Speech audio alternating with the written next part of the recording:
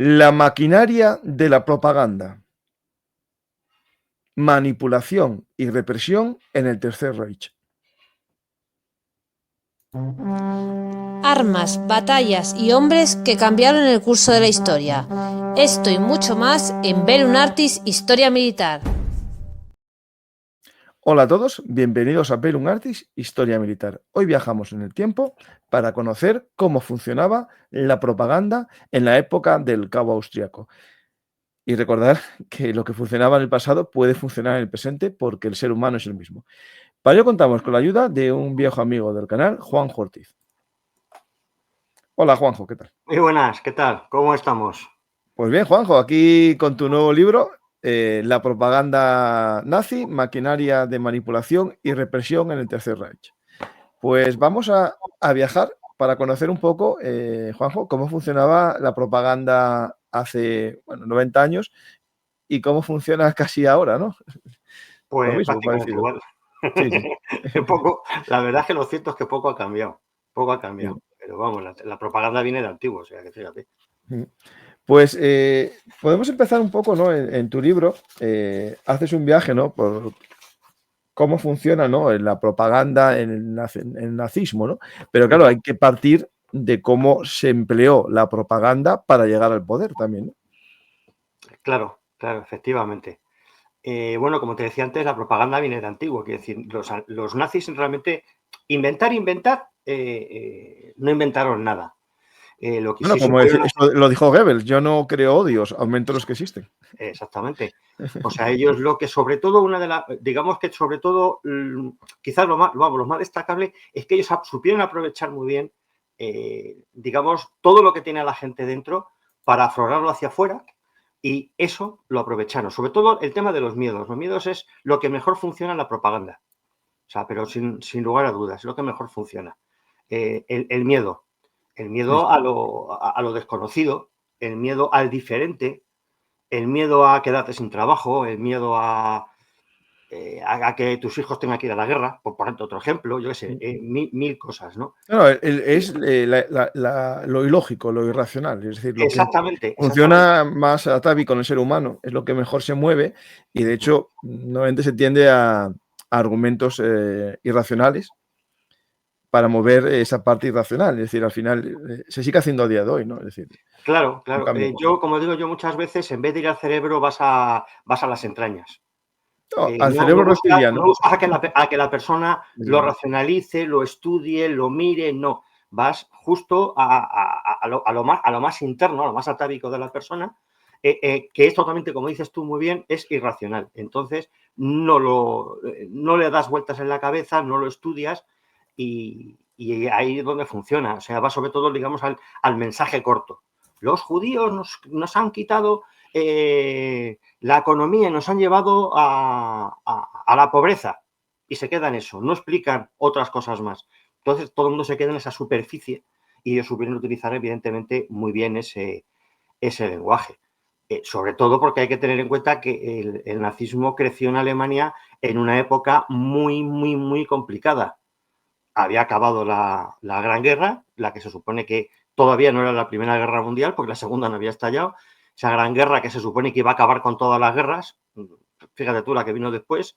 es. Y luego además estamos hablando que eso supuso unos pagos de guerra pues en compensación o en castigo tremendos y eso derivó en una crisis económica tremenda que no solamente fue así, sino que además encima se juntó en el caso de la economía en el 29 con el famoso crack, que eso ya complicó aún mucho más la economía en Alemania. No, y Entonces, además tuvieron la inflación del 23, que realmente no fue cuando el nazismo creció, pero sí le sirvió ese miedo, ¿no? A volver a una crisis como la del 23, a subir en los años 30, ¿no? claro, o sea, todo fue una concatenación de cosas, se fueron sumando determinadas cuestiones. Fíjate, la imagen que se ve, se puede ver una cantidad de billetes que prácticamente no tenía ningún valor. Entonces, A claro, mí me hace mucha gracia, bueno, me hace gracia porque espero que nunca lo vea, pero esta imagen de los niños jugando con el sueldo del mes de su padre, me imagino. pues fíjate tú cuánto valdría ese sueldo. Claro. para que los niños estuvieran jugando con ellos, ¿no? Eso es una cuestión importante. También supieron tocar muy bien el tema del nacionalismo. Quiero decir, Alemania siempre ha sido una potencia en Europa, incluso lo fue antes de la Gran Guerra, y lógicamente pues el furor nacionalista estaba también muy arraigado en Alemania. Entonces es otra de los elementos que ellos supieron aprovechar, ¿no? Ese nacionalismo. Claro está, no es lo mismo ser el vencedor de una guerra que ser el perdedor. Claro. Alemania, dicho de alguna manera, fue la que se comió el mayor marrón de la derrota. No olvidemos que también Austria también estaba metida, por ejemplo, y lo sufrió menos que Alemania. Entonces, esta situación, pues evidentemente fue un caldo de cultivo para este extremismo que nació en el nacionalsocialismo.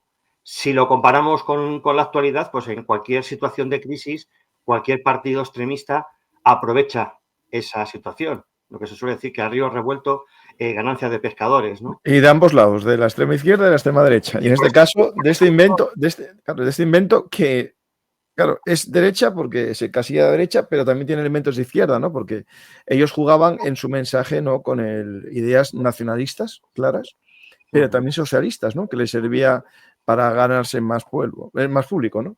Claro, a ver, ¿ves? Esto curiosamente es un detalle muy peculiar, el hecho de que el partido nazi se llamara nacionalsocialista. Nacional de nacionalista y socialista supuestamente de socialista. A ver, lo del socialista también es, en cierto modo, es un disfraz, podríamos decir. O sea, sí tenía ciertas políticas socialistas, como por ejemplo que era anticapitalista, aunque era anticapitalista pero con la boca pequeña. Bueno, es que yo creo Porque las que grandes ahí también, compañías claro, se ahí supieron evolucionó aprovechar también, de ¿no? todo esto. Claro, pero Entonces evolucionó tampoco era también, ¿no? socialista.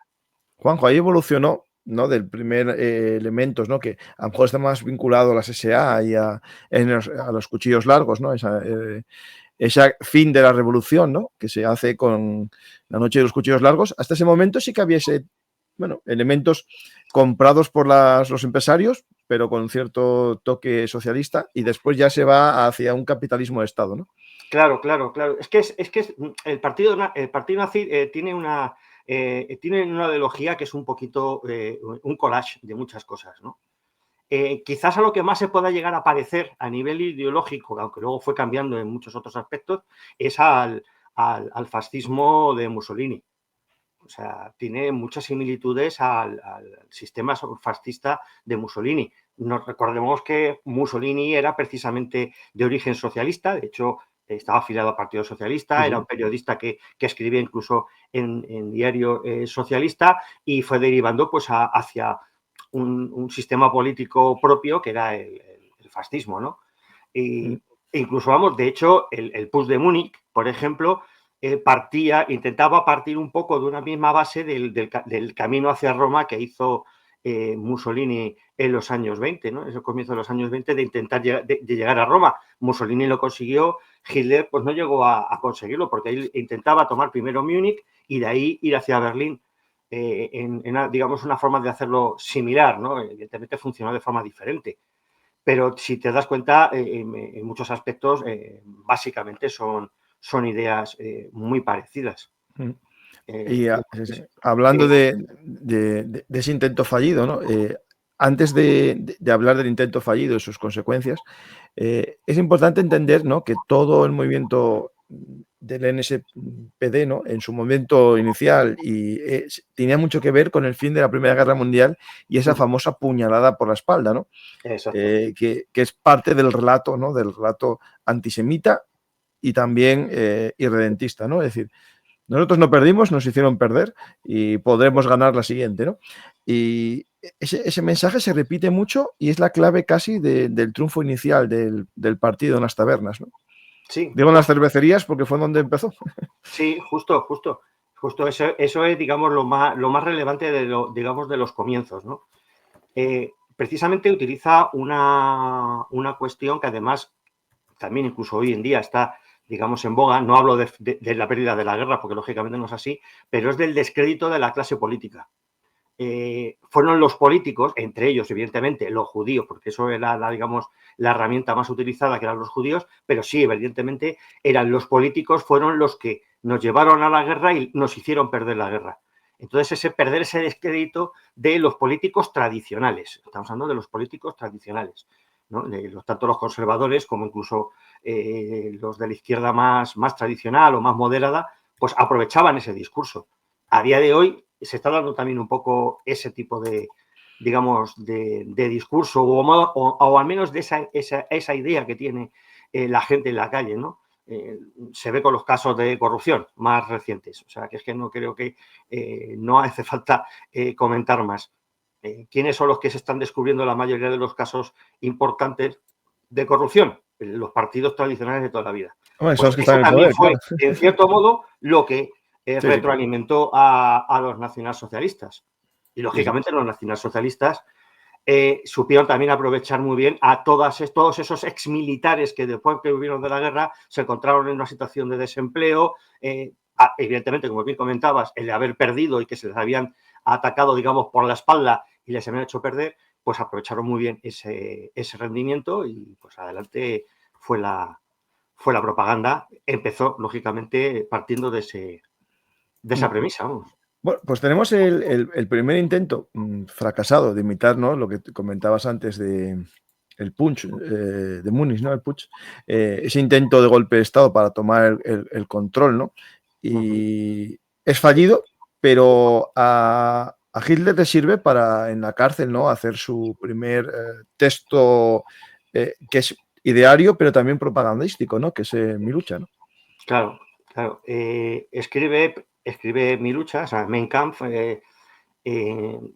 Lo cierto es que este libro, bueno, aparte de que es un libro bastante farragoso de leer, yo no sé cuántos de los que nos están viendo No, o yo nunca lo leí entero. oyendo lo ha llegado a leer. Yo sí lo he leído y la verdad es que es bastante farragoso de leer, es difícil seguirle, digamos, de alguna manera el hilo.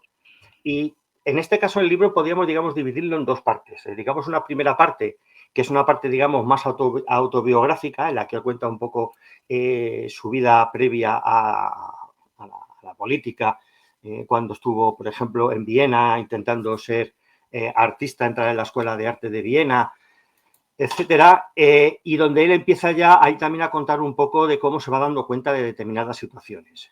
A partir de esa primera parte, donde ya entra la parte, ya, digamos, más política, esa a la que tú hacías referencia, ¿no? Y ahí es donde ya empieza él a dar de alguna manera las claves de la que va a ser esta arma de propaganda nacionalsocialista.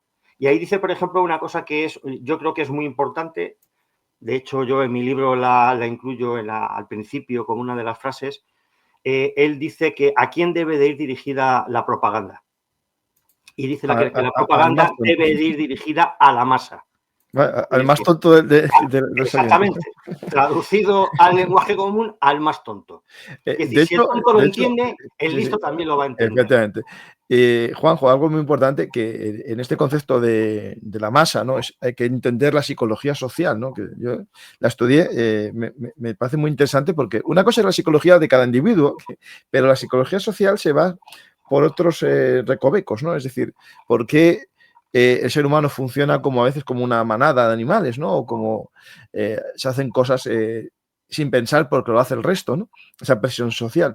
Y ellos lo manejaron muy bien porque estábamos en el comienzo de esa psicología social que en los años finales del siglo XIX llevó a una frase que era el hombre es inteligente, la masa es estúpida, ¿no? Y ellos lo manejaron muy bien, ese concepto, porque manejaron muy bien los avances de la ciencia, los avances de la tecnología para llevar a su discurso, ¿no? O emplearlo en su discurso, ¿no? Claro, justo ves, eso mismo te iba a decir, ¿no? Digamos, ya este tipo de teorías ya existían desde el siglo anterior, ¿no? Entonces ellos supieron muy bien aprovechar ese tipo de cosas. Hitler se dio cuenta claramente de ese tipo de situación. Él, claro, lógicamente también la vivió durante la Primera Guerra Mundial. La Primera Guerra Mundial fue, digamos, un boom importante a nivel de la propaganda, sobre todo propaganda de guerra, ¿no? Sí está claro que podríamos, como bien dices tú, distinguir dos mentes. La mente es única, que es la que tiene cada persona, y la mente social. Y esa mente social, evidentemente, es la más manipulable, más que la individual. Entonces, claro, el dejarnos llevar, pues es muy fácil si sabes cómo hacerlo. Sí. A la vista está, por ejemplo, las grandes concentraciones que hacían en Nuremberg, por ejemplo. Tú No, de date hecho, cuenta, hay un relato de... un campo tan grande, lleno de miles de personas, todo perfectamente colocado, todo perfectamente milimetrado. Pues eso es una cosa importante de la propaganda nacionalsocialista, en que todo está muy bien organizado, todo está perfectamente milimetrado, todos los tiempos están marcados, todo tiene una simbología clara y un fin clarísimo. Cada bandera, cada estandarte, cada luz, cada foco, todo está perfectamente preparado. Pues imagínate esas miles de personas, como se puede ver en la imagen, en una concentración en la que suena la música, todo es fastuoso. Pues claro, es que te tienes que dejar llevar, yo qué sé, sí o sí, o sea, es muy difícil ser contrario a esa masa, ¿no? Y Ah, eso lo podemos ver muy bien. de hecho, hay un relato de un judío que asistió en estos primeros momentos y él llegó a emocionarse y a gritar casi Heil Hitler, es decir, porque la masa, ¿no? te rodea, aparte de la presión social, ¿no? Es decir, ¿qué hago yo? No voy a ser distinto al resto, ¿no? Pero te dejas llevar, ¿no? Hay ese tema es muy importante, ¿no? El hecho, ¿no? del sentimiento de grupo y pertenencia, ¿no? Que forma parte, ¿no? Del relato y la propaganda, ¿no? El hecho de, mira, aquí yo no somos ricos y pobres, no somos, bueno, altos y rubios sí, porque somos arios, ¿no? Pero vamos a buscar lo que nos une a todos, ¿no? Y lo que nos une a todos es algo que me invento, que es el concepto de ario, ¿no? Y al final tiene que ver un poco con todo el discurso propagandístico, ¿no? Es decir, al final nosotros somos iguales porque hay algo superior a nosotros, ¿no? Que es esto. Claro, el discurso básicamente era que, como dices tú, todos somos iguales, pero somos inferiores a una cosa más importante, que en este caso es Alemania. Y Alemania es lo más importante.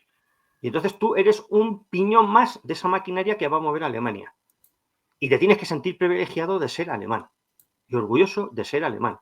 Y de ser además una nación poderosa y la que tiene, digamos, más derechos sobre el resto de las naciones. Claro, ahí entra otro invento, que es el darwinismo social, que en principio fue el Darwin con lo de las especies, pero el darwinismo social lo lleva a su esplendor, ¿no? Es decir, no solamente triunfan los animales con su adaptación al medio, sino en la ley de la selva, la ley de más fuerte, hace que la sociedad que triunfa es la más fuerte. Y por tanto, el más fuerte tiene derecho a abusar sobre los demás, ¿no? Y eso tiene mucho que ver con el nazismo, ese darwinismo social. Claro.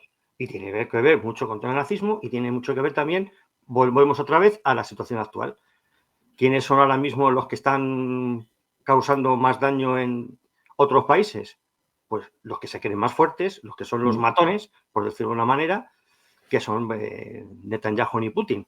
Y luego está pues el señor Trump, que anda ahí detrás también con ellos. Estamos hablando de lo mismo. Los que son los matones, pues es los que se imponen o se quieren imponer sobre los más débiles. La cuestión está en que los débiles se tienen que unir para luchar contra el más fuerte. De ahí que cuando estalló la Segunda Guerra Mundial, pues surgieron evidentemente los pactos entre los aliados para luchar contra la Alemania nazi, lógicamente. Pues claro, hablando de esto, ¿no? De este punto, ¿no? De la propaganda, ¿no? Que vemos que ya surge en el momento inicial, ¿no? Con este relato, ¿no? Este relato de perdedor por una traición. Nosotros somos mejores, pero nos traicionaron porque somos la raza superior y somos el pueblo elegido casi, ¿no? Eso se va propagando, pero llega un punto, un elemento, un individuo que lo convierte en arte, en ciencia, ¿no? Ya podemos decir que se profesionaliza la propaganda cuando llega Goebbels, ¿no? Sí, sí. Goebbels, la verdad es que era todo un cerebro de saber aprovechar toda la maquinaria que puede llegar a proponer incluso el Estado, porque la propaganda no se limitó a conseguir los votos para poder llegar al poder, sino una vez que estás en el poder, mantenerte en él y controlar todo lo que hay en el país, ¿no? Él supo muy bien, por ejemplo, aprovechar determinadas circunstancias, hablando de, digamos, las campañas de propaganda previas a llegar al gobierno del Tercer Reich. No olvidemos que Hitler llegó al poder por la vía democrática, Sí, sí. no hizo un golpe de Estado, porque no lo consiguió. Y después del putsch de Múnich se dio cuenta de que él, haciendo las cosas, digamos, por lo legal, era la única manera de poder hacerlo, de poder llegar, ¿no? Dice, tengo que ganar las elecciones y bueno, pues después de un montón de elecciones que hubo entre medias, pues consiguió llegar al poder. Y poder llegar al poder y evidentemente pasar todo lo que pasó con posterioridad, pues se consiguió gracias precisamente a Goebbels. Por ejemplo... ¿Y quién era Goebbels? ¿O dónde aprendió esto o fue aprendiendo sobre la marcha? Bueno, él era un tipo que lógicamente el tío había estudiado mucho, era un intelectual importante, sobre todo además, bueno, aparte tenía clarísimamente la función que iba a cumplir Hitler, porque él tenía clarísimo que Hitler era el que tendría que gobernar a Alemania, era más que un fanático nazi, era un fanático de Hitler. De hecho, se suicidó en Berlín porque también se suicidó su amado Führer, ¿no? Y si no recuerdo mal, sus hijos, que todos empezaban por H el nombre. Sí, mira, es curioso, mira, ahora que comentas esta situación, se suele decir que empezaban los nombres de sus hijos por H por Adolf Hitler. No está demostrado del todo que fuera así. Porque Pero de por hecho H empezaban, ¿no? empezaban por H, eso Vale, sí, vale. todos, incluso hasta el mayor. Tenía un hijo mayor que estuvo, creo que fue piloto en la Luftwaffe, si no recuerdo mal, no recuerdo ahora mismo bien, creo que sí, creo que se llamaba Helmut, también empezaba por H, y evidentemente es de un matrimonio anterior de la mujer Eran de... Hildegard, Harald, Helga, Helmut, Hedwig. Hay una Magda, que esa ya estropea. Y Heidrun. Magda es la madre. Bueno, no, vale, es la foto, vale, sí. Vale, Exactamente. sí. Y bueno, pues el hijo mayor también se empieza por H, y quien dice que es por el apellido o el nombre de su anterior pareja. Ahí lo tenemos, el mayor que estaba en la Luftwaffe, que fue el único que sobrevivió de la familia. Esa foto parece que está añadido, el mayor ahí. Sí, parece que está añadido, pero Parece, sí, pero que viene no. un matrimonio anterior a ella. Bueno, de hecho los niños le llamaban tío Adolfo, o sea, que para ellos era como si fuera su tío. Y pues como te digo, lo que sí supo hacer muy bien Goebbels fue gestionar, digamos, las campañas de propaganda. Por ejemplo, matizó muy bien los mensajes cortos y sencillos. Hay un cartel que es muy significativo de la campaña, de una de las campañas, en la que sale, por ejemplo, es un fondo negro y una foto de Adolf Hitler, y arriba pone Hitler, punto, no necesita más. Con eso ya está dejando muchas cosas claras. Es un mensaje muy simple. No, y Por este que ejemplo, también es muy famoso, va a ser este también es muy famoso. exactamente, esta es la que te digo yo. Va. Sí, ves, el fondo negro y ya está, no necesita más. Pero la imagen es muy potente. Sí. Es una imagen muy potente. Quizás ahora, pues no sé, a lo mejor en la época actual, pues bueno, teniendo en cuenta cómo ha ido evolucionando, pues a lo mejor no llama tanto la atención, pero en su momento No, sí. evidentemente es una imagen muy, muy, muy potente. Por ejemplo, otra cosa que hizo muy bien y en la que los nazis fueron pioneros es en hacer una campaña electoral recorriendo el país. En coche, sí. Lo hicieron tanto en coche como en Sí. caso en avión también, y eso que Hitler tenía pánico a los aviones, no le gustaban nada. Hizo una campaña maratoniana viajando de ciudad en ciudad. Entonces, en eso fueron pioneros, por ejemplo. Claro, eso es muy importante porque da una sensación de cercanía hacia el ciudadano. O sea, no es lo mismo que tú que haces un meeting, lo haces, por ejemplo, en Berlín, en Múnich o en Düsseldorf, pero no vas a ciudades más pequeñas, a pueblos, a visitarlos y a estar en contacto con la gente de alguna manera. Entonces, ahí también supieron muy bien utilizar ese sistema. Luego, lógicamente, otro sistema que también utilizaron para ganar las elecciones y forzar el voto es el miedo. Pero no el miedo que hablábamos antes, sino el miedo a que llegaban las SA, que eran esos escuadrones de asalto, y se dedicaban a acojonar a la gente, dicho mal y pronto, o a dar palizas para que la gente tuviera miedo y les votara a ellos y no votara, por ejemplo, a los comunistas, que eran sus mayores rivales, ¿no? Entonces, eso también es otra forma de propaganda por la fuerza, digámoslo así, ¿no? De hecho, en cuanto a la propaganda, después traer los mensajes y hay muchas cosas que contar aquí, pero por ejemplo, algo muy interesante hay que entender en qué momento se vivía. Estábamos viviendo en un momento en el que los mítines era la parte fundamental, no había redes sociales, no había... estaban los mítines, la incipiente radio, que ya era muy importante a la hora de transmitir un discurso, pero en los mítines, cuando ahora alguien ve los discursos, ¿no? Y ve un poco un meeting de Hitler en los años 30 o 20, nos parece demasiado exagerado en su gesticulación. Pero eso tiene que ver con algo que era la forma más habitual de cultura, digamos, de masas, ¿no? Que era a lo mejor el teatro o la ópera, ¿no? Y eso, ahí la gesticulación es muy importante. Ahora en la televisión no es tan importante, pero en la ópera sí.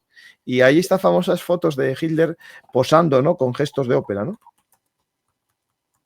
Sí, precisamente, de hecho, si son las imágenes que yo me estoy imaginando, es que Hitler ensayaba sus discursos previamente, lógicamente, porque es que, claro, soltar todo lo que soltabas en ese momento y sabértelo todo totalmente de memoria y improvisar, pues es un poco más complicado. Él los ensayaba, entonces todos esos gestos los ensayaba. Como decía antes, todo está muy bien pensado, ¿no? Por ejemplo, te puedo decir que cuando iba a hacer un meeting, Hitler no era nunca puntual, siempre llegaba tarde. Claro, como ¿Motivo? la novia. Causar Claro, expectación. claro. Entonces ya estás calentando al público simplemente, exactamente, ahí las tenemos. Simplemente ya estás calentando al público, ya le estás preparando para lo que va a venir.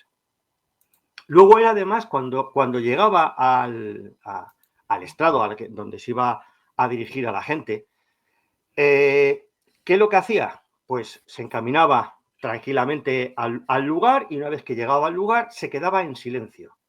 Se quedaba en silencio unos instantes, lo cual evidentemente causaba aún más expectación. Ya estás calentando, sin hacer nada, ya estás calentando al espectador. Y luego además tenía otra forma de empezar ya su discurso, siempre empezaba en un tono tranquilo, suave, que no estamos acostumbrados a escuchar a Hitler hablando despacito y tranquilo. Estamos acostumbrados a ese momento en el que está totalmente enervado y medio loco y parece que está loco. No está loco. Él sabe perfectamente qué momentos tiene que hacer ese tipo de gestos. Entonces él empieza poquito a poco, va aumentando el clímax. Y en determinados momentos él gesticula mucho, señala al cielo, no sé cuántos. Toda esa gesticulación está perfectamente estudiada y lo hacía justo en momentos muy determinados para enardecer a la gente. Sí, para la frase que él quería resaltar, el momento que él quería resaltar, hacía bueno, crecía el discurso, ¿no? Hacía ese momento álgido, ¿no? ¿Qué es lo que pasa ahora, por ejemplo, en televisión? Que evidentemente, como dices tú, no necesitan toda esa teatralidad y todo ese gesto de poder y no sé cuántos, porque está en la televisión, pero sí que es verdad que cuando se está haciendo ese discurso, ese meeting, y saben que la televisión graba, es cuando ellos lanzan. En directo, entramos en directo. Sí, se enciende una bombilla en el... Exactamente. Entonces, ves, en vez de gesto, es la lucecita de la bombilla que dice, ahora estás en directo. Entonces es cuando ahí lanzas tu mensaje. O sea, te das cuenta que prácticamente es la misma técnica adaptada, lógicamente, a los tiempos más actuales. O sea, que si te das cuenta, estamos todo el rato básicamente en lo mismo. En el caso, por ejemplo, de cuando hablaba Hitler, normalmente detrás de él solían estar grandes representantes del partido o símbolos del partido. En la actualidad, pues está el símbolo del partido en concreto y la gente guapa del partido. O sea, gente joven, guapa, y no sé qué, no sé cuánto. No ponen a uno que está el pobre hecho una pena, o gente que es fea, o lo que sea. Toda tiene su imagen, ¿no? Todo es una forma de vender la política, ¿no? Sí, sí. Hablando de Goebbels, ¿no? Están sus famosos principios de la propaganda, ¿no? Que son esenciales, yo creo. Estoy buscándolos porque los tenía en un artículo, ahora no encuentro. Si quieres, empezamos a hablar un poco de ellos, porque yo creo que son importantes para entender todo, ¿no? Sí, claro, por supuesto. Aquí está. Yo, mira, lo titulé hace tiempo La mentira como arma de guerra, ¿no? Y bueno, hablo de los principios, están ahí. El principio más básico, principio de simplificación y del enemigo único. Sí, exactamente. Cuando hablamos de simplificación y del enemigo único, nos basamos en dos conceptos importantes. Mensaje simple, es decir, es un mensaje que no necesite pensar mucho, que sea corto y fácil de entender. Por ejemplo, Alemania primero. Eso es un mensaje clarísimo. Tenemos en el caso, por ejemplo, de Trump, por hacer una comparación actual, America First. Es lo más simple del mundo. Sí, ¿está? Luego, cuando hablamos del enemigo único, lógicamente, ¿cuál es el enemigo único? Ahora, el enemigo único principalmente son los inmigrantes, la inmigración, pero para los nazis el enemigo único eran los judíos, que eran los que controlaban el capitalismo, controlaban el comunismo, toda la izquierda, digamos, radical, y eran los culpables, como hablábamos antes, de la derrota de Alemania. Entonces, ahí ya tenemos un enemigo único. Lanzas fundamentalmente el mensaje contra ese enemigo único. Al principio el enemigo único no se hacía únicamente, es una redundancia, sobre los judíos, también se hacía sobre los comunistas, pero siempre que los comunistas estaban relacionados íntimamente. A los judíos, claro, sí. Por lo cual, al fin y al cabo, siempre tendían exactamente a lo mismo, al enemigo único que eran los judíos. Entonces, Sí. mensajes simples y directos, lo que decíamos antes, que vayan siempre a la entraña más que al cerebro, y un enemigo único que es el culpable de todo.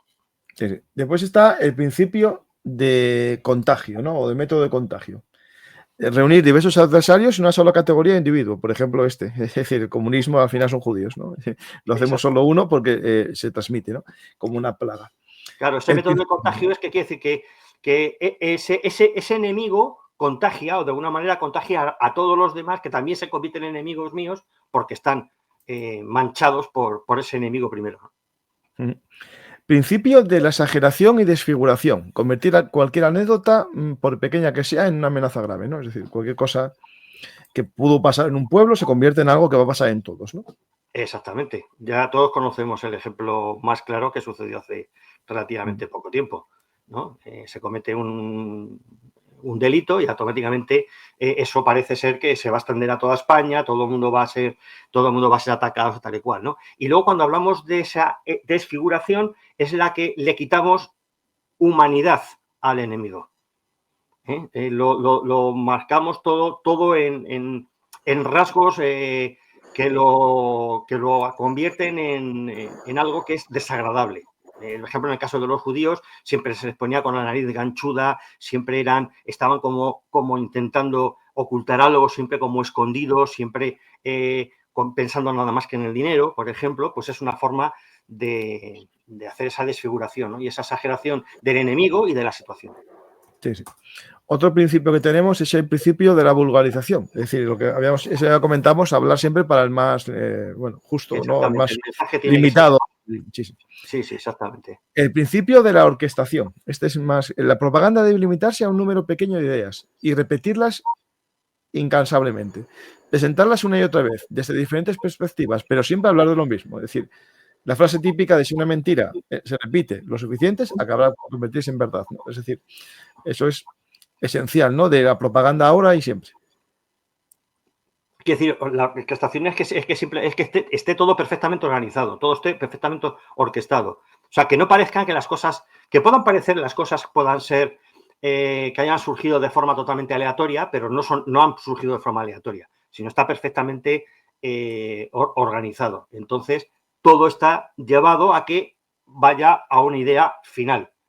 Y eso es cuando ellos lo orquestan todo y lo simplifican de esa forma también, ¿no? Después, tenemos el principio de renovación. Hay que emitir constantemente informaciones y argumentos nuevos a un ritmo tal que cuando el adversario responda, el público esté ya interesado en otra cosa. Esto es algo muy típico. Claro, ves, mira, ahí está otra de las cosas que precisamente ahora en la actualidad se da muchísimo más que en aquella época. Lo que hay más capacidad. Porque ahora tenemos mayor capacidad, tenemos las redes sociales, cosa que ellos no tenían, ¿no? Bueno, hay mucha gente que evidentemente, vamos, yo también creo que de alguna manera, si en aquella época hubieran existido las redes sociales, Goebbels habría sido un maestro de las redes sociales, porque mismo las redes sociales es lo que lo petan a ese nivel, ¿no? Y si no lo hubiera sido, no hubiese tenido éxito. Sí, si hubiera existido, quiero decir, las redes sociales posiblemente lo hubiera tenido difícil. Las redes sociales lo que tienen, o lo que entonces se hacía, no era para las redes sociales, pero por ejemplo se utilizaba la radio o se pegaban panfletos, etcétera, en los discursos y tal, era una información constante, verdadera o falsa, daba lo mismo, manipulada o sin manipular, pero era constante, para que el enemigo no tuviera nunca tiempo de poder contestar a lo que tú estabas diciendo. Lo que sí es cierto es que, claro, es muy fácil lanzar un bulo, por ejemplo, lanzar una mentira, pero es súper complicado desmentirla. Porque tú puedes decir la mayor barbaridad que se te ocurra. Desmentirla no. Tiene que presentar pruebas. Lo que es difícil es eso. Para poder, pero Juanjo, no es desmentirla, porque tú la desmientes, pero el bulo está. Claro. Y es imposible que desaparezca de la mente. Es decir, muy complicado. Sí, exactamente. Pero aunque si tú la has lanzado, imagínate que esa idea ha llegado a 500 personas, tú la desmientes y le haces cambiar de idea a un grupo de esas personas, no va a ser a las 500. No. Porque cambiar a lo mejor al 15%. Vamos a poner el caso, ¿no? Estoy hablando de cifras por decir cantidad. Siempre se va a quedar, como dices tú, ahí dentro. Y siempre va a haber gente que la va a creer y no se va a plantear nunca si es verdad o no. Es ni más ni menos que eso. Sí. Tenemos el principio de verosimilitud. Esto es importante. Argumentos a partir de fuentes diversas, pero que en el fondo tenga cierta realidad. Es decir, esto es muy importante. Porque si es algo demasiado fantástico o demasiado exagerado, nadie se lo cree. Tiene que tener algo de verdad siempre, ¿no? Sí. Bueno, aunque no necesariamente tiene que tener verdad. Me explico. El hecho de que tú digas, según un medio reconocido, ha pasado tal cosa o esto es por culpa de tal otra. ¿Ese medio reconocido cuál es? Si no dices cuál es. Bueno, eso sí se dice muchas veces. Eso es muy habitual. Entonces, eso le da verosimilitud, aunque no sea cierta. Por ejemplo, es muy típico, es decir, según un estudio de la Universidad de Wisconsin, a ver, ¿quién es el guapo que se va a poner ahora a buscar la Universidad de Wisconsin si hay un estudio sobre lo que te están diciendo? Dices, coño, como lo ha dicho la Universidad de Wisconsin, pues será verdad. Es la forma de dar verosimilitud a una cosa que has dicho. Ni más ni menos. Claro. Ahí estamos. Principio de silenciación. Acallar las cuestiones sobre las que no se tiene argumentos y disimular las noticias que favorecen al adversario. Bueno, no hablemos de esto, hablemos de otra cosa. Bueno, esto en España puede ser la ley del ventilador. Sí. Vamos a hablar de otra cosa. Exacto. Cuando tú no tienes argumentos para defenderte, evidentemente, lo que haces es desaparecer. Desaparecer, ¿no? Entonces, ¿qué es lo que sucede? Por ejemplo, yo qué sé, imagínate ahora mismo en el Congreso de los Diputados, pues sale un diputado, suelta una barbaridad y una vez que ha soltado su perorata, coge, se levanta de su escaño y se larga. No se enfrenta a la respuesta del otro. Esa es una forma de hacerlo, por ejemplo, ¿no?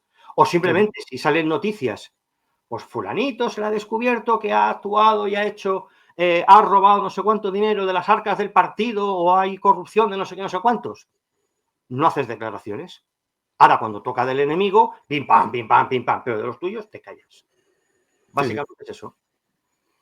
O lo minimizas. Por ejemplo. Sí. No, sin duda ninguna. Principio de la transfusión. Por regla general, la propaganda opera siempre a partir de un sustrato persistente, ya sea una mitología nacional o un complejo de odios y prejuicios. Se trata de difundir argumentos que puedan arraigar en actitudes primitivas, es decir, no exagerar lo que no existe, sino lo que ya existe previamente. Eso ya lo comentábamos antes, justo. Sí. Claro. Aprovechas lo que ya sabes que está dentro de la gente para sacarlo fuera. Y el principio de la unanimidad, pensar como el resto. Si lo piensa todo el mundo, esto es verdad. Exactamente. No soy yo solo, la mayoría. Claro. Entonces, ese principio de la unanimidad es, o sea, lo que ellos, o sea, no es que lo pienses solamente tú, es que ellos lanzan ese mensaje como diciendo, mira, es una cosa que suele decir, ¿ves? Como todos sabéis, pasa no sé qué, esto es por culpa de esto. ¿Ves? Que dice, como todos sabéis.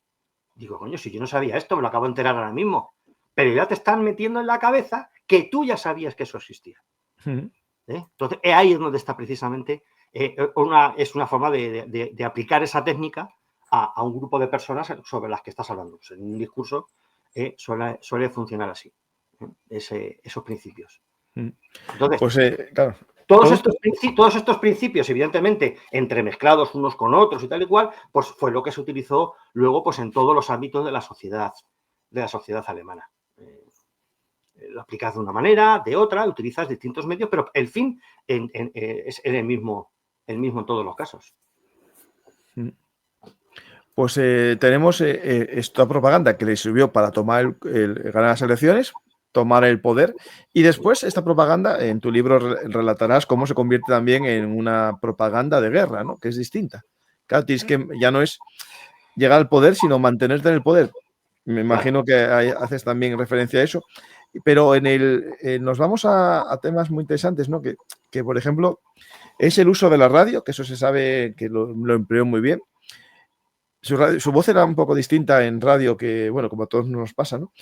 Pero también usaron la televisión por primera vez en la historia, ¿no? Para los Juegos Olímpicos, el cine, que es algo muy importante, ¿no? El hecho de crear películas propagandísticas y películas también de crítica, por ejemplo, a los judíos, ¿no? Como El judío errante, ¿no? Es decir, usaron el cine como herramienta también de poder, ¿no? Bueno, que se usa también a día de hoy en todos los lugares, ¿no? Sí, claro. Mira, por ir pasando, digamos, poquito a poco y terminamos en el cine. Has comentado primero el tema de la radio. La radio pues era el medio más importante de comunicación, puesto que llega a todo el mundo, sepas o no sepas leer.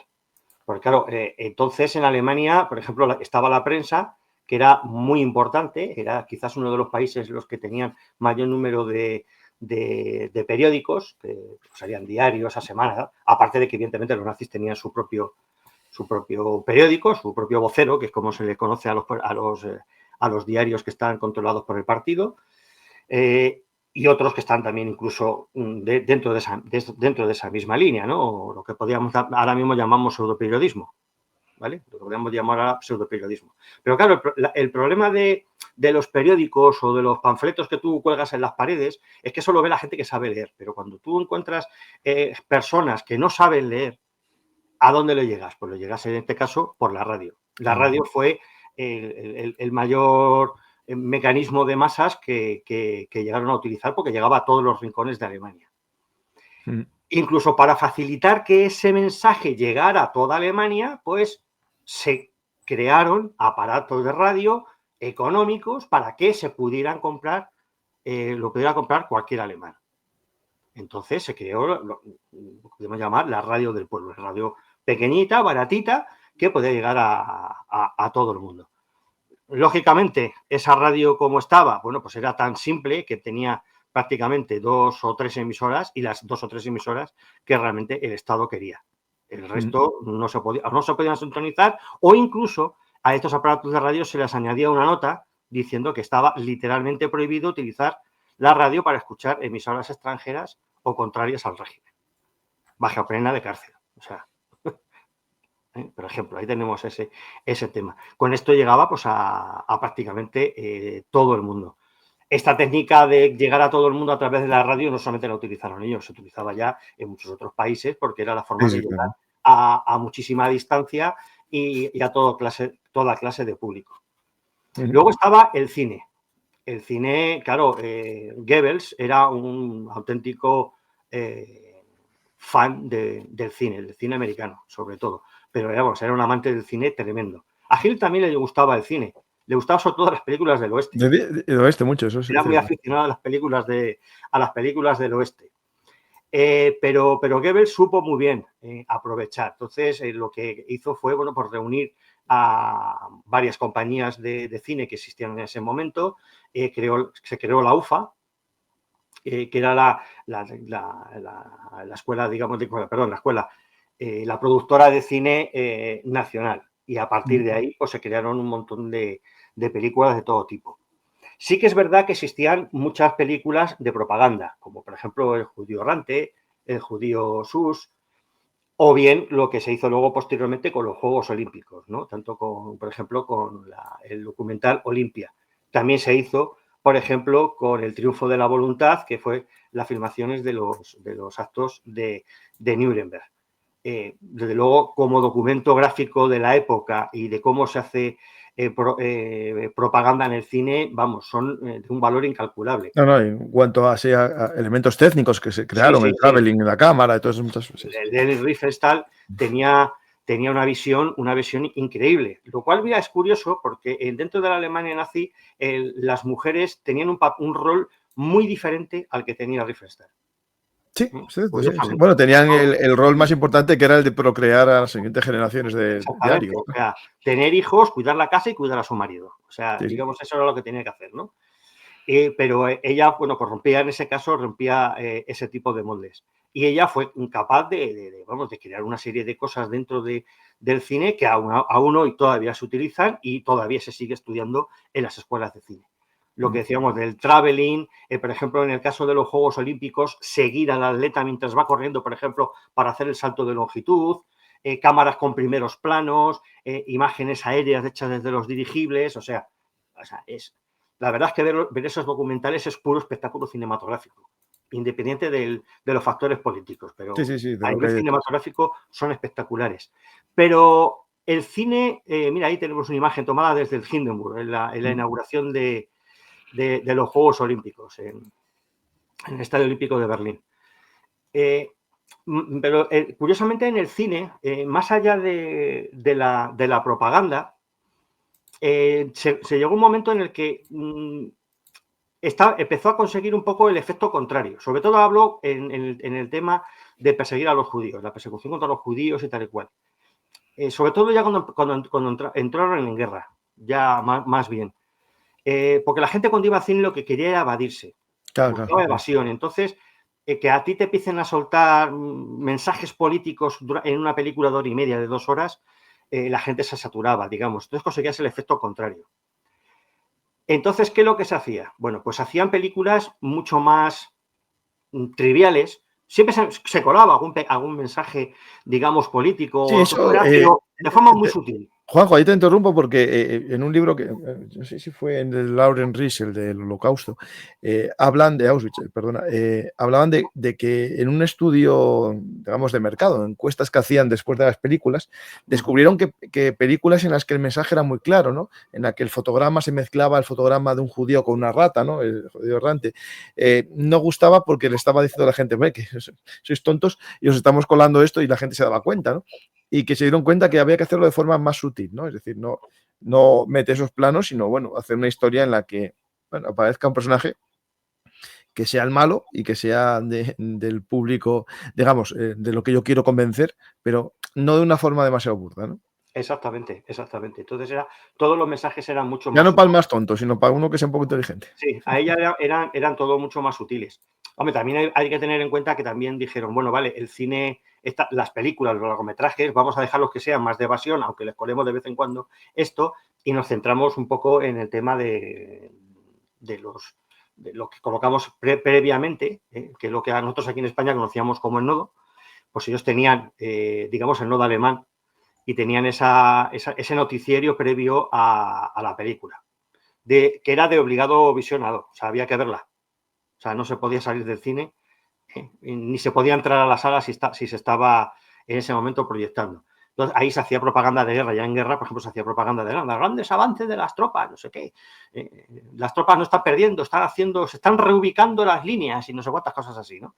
Porque los nazis, por ejemplo, una de las cosas que usaban los eufemismos prácticamente para todo. Si decíamos, estamos haciendo deportaciones de los judíos al campo de concentración, decimos, estamos haciendo reasentamientos. Sí, sí. O sea, en vez de decir esto, ¿no? Y vamos, de hecho, mira, la película, no recuerdo el título ahora, estoy empanado y no me acuerdo exactamente del título, pero hay una película que digamos que es la más taquillera del Tercer Reich, que es la que más se vio, y es una historia de amor entre un piloto de la Luftwaffe y una chica que trabaja en un teatro, creo que es en un cabaret, algo así. Y es una historia de amor, básicamente. Y esa es la que más triunfa en El gran amor. El gran amor, exactamente. Y básicamente es una película romántica, a ver, dentro del trasfondo de la guerra, pues en la que él en un momento dado tiene que dejar a su amada porque tiene que ir a combatir, etcétera. Se ven inmersos en un bombardeo exactamente, esa película es, ¿no? En la que se ven metidos en un bombardeo, tienen que ir a un refugio, en la que, bueno, entonces muestran un poco lo que la gente vive en ese momento también en la sociedad, ¿no? Entonces, como diciendo, ves, para que veas, no sois los únicos que lo pasáis mal, también lo pasan mal los protagonistas de la película y tal y tal. Bueno, pues esta es precisamente la más taquillera, ¿no? Pero también tienen sus pinceladitas, evidentemente políticas, ¿no? No, pero hay que recordar que en el otro lado el cine también era propagandístico en este momento. Es decir, todas las películas por tenían supuesto, su. por supuesto. Y Eso. lo que hablábamos antes de las películas, por ejemplo, del oeste, que eran tan aficionados a Hitler, también le gustaban a Goebbels las películas del oeste, pues también se hacían otras películas que no eran exactamente del oeste, pero muy similares, en la que el héroe era alemán, etcétera, etcétera. Pues también, quiero decir, también el alemán es el más guay. ¿Qué pasa con los americanos? Los americanos son los más guays. Los extraterrestres llegan a la Tierra, ¿dónde aterrizan? En Estados Unidos, por ejemplo. Coño, anda que en mi tierra. No solamente tiene que ser Estados Unidos. O sea, ¿sabes? Entonces, eso también es una forma de propaganda. O sea, el cine en general en el mundo está muy influenciado ahora mismo por el cine americano, porque es el que nos se ha vendido por todo. Ellos han hecho propaganda de esos estatus americanos. Bueno, los alemanes también sabían de ese tema y también aprovechaban el cine. Es el soft power, lo que ahora se llama el soft power. Claro. Sí. Y luego de todas estas cosas que hemos hablado, lo último era la televisión. Fíjate, la televisión estaba entonces, vamos, totalmente en pañales, o sea, era algo muy pequeño, con retransmisiones digamos, a relativa corta distancia y tal y cual. Pero, por ejemplo, los nazis supieron aprovechar muy bien en los Juegos Olímpicos. Los Juegos Olímpicos del 36 no los crearon los nazis, ni se dieron los nazis, porque esto se dio antes de que los nacionalistas llegaran al poder, pero supieron muy bien aprovechar los Juegos Olímpicos. Dentro de los Juegos Olímpicos, todo mensaje antisemita, toda persecución contra los judíos se ocultaba o se paró literalmente mientras estaban los Juegos Olímpicos. Berlín se limpió toda de cualquier simbología antijudía, etcétera, etcétera. Claro, dejaba un Berlín, una Alemania que parecía idílica, ¿no? Cosa que era muy lejana a la realidad, sobre todo evidentemente para los judíos y otras etnias, ¿no? Cuando digo otras etnias me refiero, por ejemplo, a los gitanos, por poner otro caso, ¿no? También fueron perseguidos, ¿no? Los homosexuales, no que fueron una etnia, pero los homosexuales también eran perseguidos, ¿no? Sí. Bueno, pues todo esto desapareció y cuando llegaron la inauguración de los Juegos Olímpicos, pues aparte de la película de Olimpia, que se filmó a la vez que se retransmitía por televisión, bueno, pues empezó a hacer una retransmisión por televisión, pues utilizando todas esas técnicas que hablábamos antes del traveling, etcétera, etcétera, etcétera, se retransmitía por los eventos, se retransmitían por televisión. No es como ahora, que es en pleno directo, se mandaba de ahí a una unidad móvil, que era un furgón que estaba en el exterior, de ahí se preparaba y se emitía unos segundos después. Pero ahí ya fueron pioneros de las retransmisiones deportivas. Y además una calidad y una forma de hacerla bastante buena. Claro, la imagen que daban al exterior con esas filmaciones tanto de Olimpia como de las filmaciones de la televisión, pues claro, dieron la vuelta al mundo, llegaron a muchos países y claro, la gente se quedó, pues evidentemente, totalmente anonadada con lo que eran los alemanes, ¿no? Mira, precisamente en los Juegos Olímpicos también, aparte de todas las técnicas estas que estamos hablando de cine, se hicieron cosas por primera vez, incluso que aún al día de hoy se siguen haciendo, que es como, por ejemplo, la carrera que se hace desde Olimpia hacia la ciudad en la que se celebran los Juegos Olímpicos, la carrera de antorchas, de relevos. Eso, en el primeros Juegos Olímpicos que se hicieron, fueron los Juegos Olímpicos del 36 de Berlín. Y ahí, pues, eso mismo se sigue utilizando a día de hoy. Y eso es origen de entonces. Es unir lo clásico, porque para los nazis también todo lo clásico, sobre todo a nivel arquitectónico, se puede ver muy bien. Todo lo clásico y la imagen, por ejemplo, en las esculturas, son muy de la imagen idealizada clásica. Bueno, pues todo lo clásico para ellos es muy importante y entonces ellos eran como una forma de herederos de esa cultura clásica y es llevar la antorcha pum, pum, hasta el pebetero y encender la antorcha olímpica, ¿no? Pues ahí tenemos ese ese ejemplo de algo que sigue perdurando hasta la actualidad y creado entonces, ¿no? Y ahí se puede ver, por ejemplo, cómo daban la vuelta al estadio todos los países, los representantes de los deportes de esos países, los delegados de los comités olímpicos, etcétera, ¿no? Toda esa pernafernalia que hoy es algo como muy, muy habitual, pues, por ejemplo, pues durante la Alemania nazi lo supieron explotar muy bien. Otra cosa también que es bastante desconocida, que no tiene que ver tampoco directamente con la propaganda, pero, por ejemplo, lo que es la primera ciudad olímpica como tal, aunque ya se hizo unos Juegos Olímpicos anteriores en Los Ángeles, donde realmente lo supieron implementar muy bien, que es la Villa Olímpica, donde vivían los atletas, la implantaron muy bien en Alemania, en Berlín. Y entonces que se creó esa ciudad olímpica para los atletas, las que lo tenían absolutamente todo. Es otra forma también de propaganda, porque claro, al fin y al cabo el atleta que me han tratado muy bien en Alemania, no sé qué, no sé cuánto, pues vuelves a tu país diciendo auténticas maravillas del país anfitrión. Claro. Digamos, esto sería la propaganda, ¿no?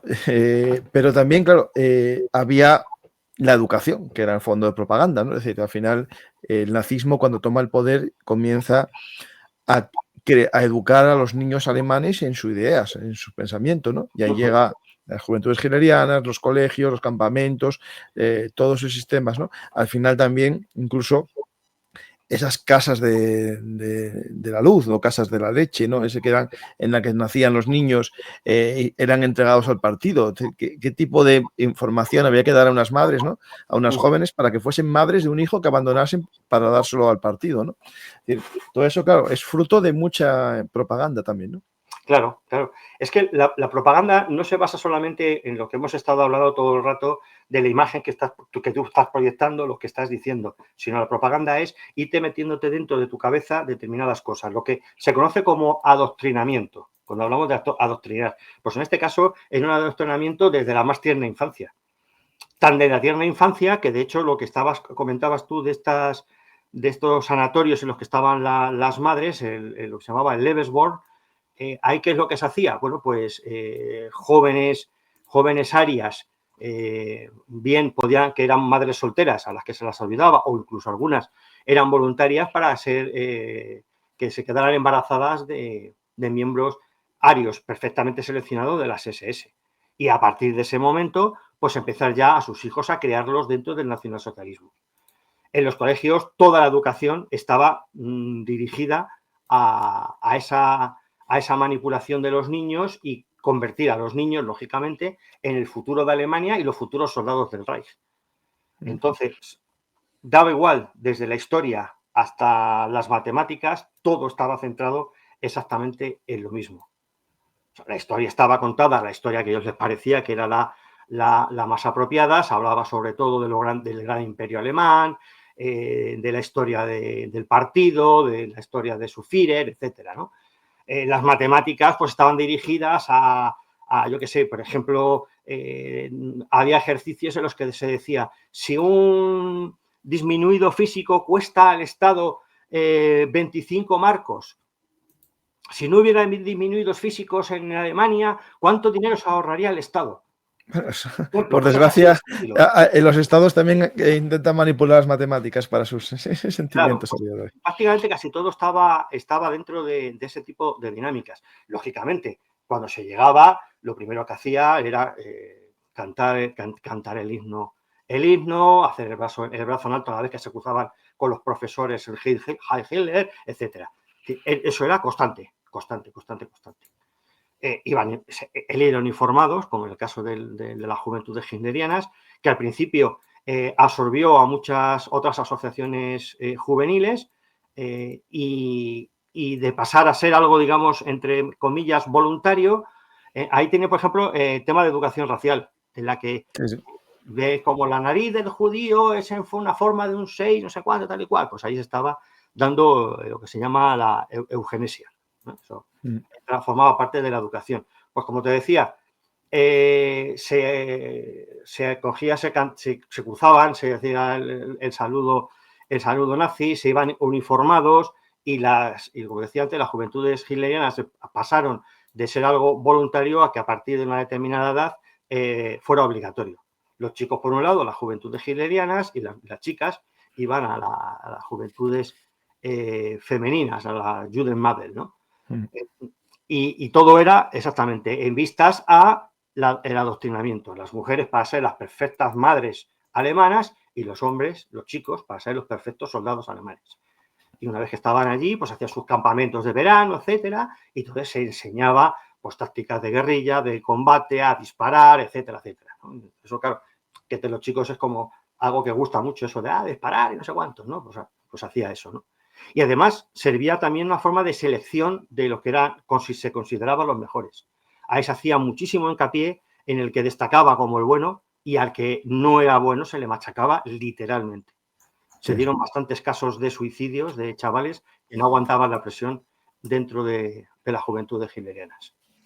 O sea que fíjate tú hasta qué punto. Bueno, eso, por desgracia, en todos estos sistemas el ser humano, el individuo es lo menos importante, siempre está el colectivo. Y de hecho os dirían, si no aguantó es que no era un buen ario, ¿no? Exactamente. Por el darwinismo social, claro, al final de todo esto.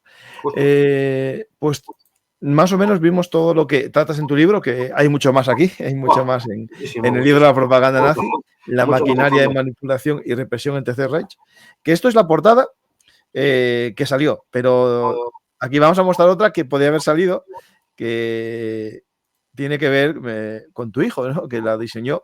Mi hijo Iván. La verdad que es más parecida a lo mejor a la cartelería de la época. Sí. Yo creo que sí que tiene mucho que ver con esa cartelería de la época. Sí, es un máquina, la verdad es que tiene una capacidad tremenda. A mí me encanta esta portada. Lástima que, bueno, la editorial no le pareció que fuera la más apropiada, pero bueno, ¿qué le vamos a hacer? Pero realmente es una gran portada. Tiene mucha potencia, es muy, muy potente, muy potente. Pues ahí que el público opine, que le llama más la atención.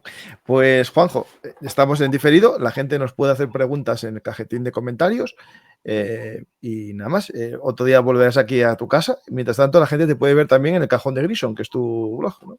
Sí, te puede ver en el Cajón de Grison, te puede seguir en La Trinchera en iVoox o también en YouTube, donde están mis podcasts también subidos en el Cajón de Grison. Y ahí nos podemos seguir viendo y oyendo. Pues, Juanjo, si quieres decir algo al público como despedida final. Pues simplemente nada, deciros que este libro es ha surgido de mi fascinación por la historia. Me ha parecido además que la propaganda es un tema que no se ha tocado en España al nivel que creo yo que está en este libro. Se ha tocado hablando del cine o hablando de la radio, por ejemplo, pero aquí se habla de muchos otros factores como los carteles, de la arquitectura, por ejemplo, las artes, sobre lo que también se puede hablar mucho. Se habla de la literatura, se habla de muchísimos ámbitos dentro de la sociedad alemana, que yo creo que es el libro más completo, está mal que lo diga yo, pero creo que es el libro más completo hasta ahora en España, en español, y escrito por un español sobre la propaganda en el Tercer Reich. Creo que es un libro muy, muy interesante, que además, y yo creo que esto también es muy importante, nos puede hacer aprender mucho de lo que sucede en la actualidad. O sea, que creo que es un tema que está muy presente hoy día. Sí, sin duda ninguna. El pasado es maestro del futuro. Pues muchas gracias, Juanjo, y me despido de todo el mundo animando que vea los programas de Juanjo aquí en Bellum Artis y que vea su Cajón de Grison también, y recordando que si os ha gustado el programa, dar a me gusta, dejar un comentario, compartir y si sois nuevos, suscribiros al canal, aquí a Bellum Artis Historia y también a Bellum Artis Actualidad Militar y Geopolítica, el proyecto en el que os contamos qué está sucediendo a día de hoy, que también hay muchas fake news, mucha propaganda y mucha desinformación. Gracias a todos los mecenas y gracias a los que invitáis a una cervecita en los sistemas de micromecenazgo que aparecen en pantalla, PayPal y Bizum. Gracias y hasta la próxima. Hola amigos de la historia militar. Si os ha gustado este contenido, por favor apoyadnos en iVoox, YouTube o Patreon. Recordad que Bellum Artis es vuestro canal de historia militar y trabajamos para daros los mejores contenidos. Muchas gracias a todos y hasta la próxima historia hablada. Y no os olvidéis de dar a me gusta y compartir.